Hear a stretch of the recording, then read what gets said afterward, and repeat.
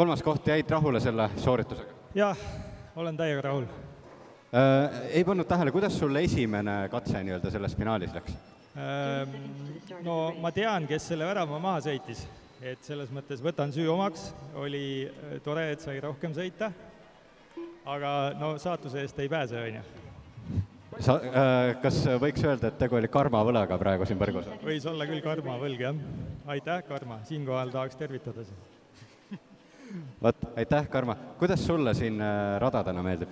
Oi, see rada on väga äge. Siis, kui ma alguses sain teada, et tuleme spordihalli, siis ma ei kujutanud üldse ette, et mis siin toimuma hakkab, aga noh, see, mis siin nüüd üles pandud on, see on väga-väga viis.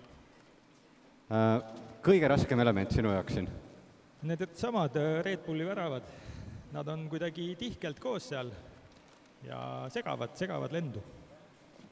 Kui sa peaksid andma ühe põhjuse meie vaatajale praegu, miks tegeleda droonispordiga, mis see oleks?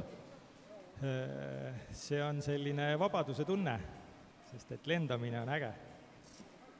Lendamine on äge. Sinuga näeme juba järgmistel võistlustel, eks? Aitäh, muidugi!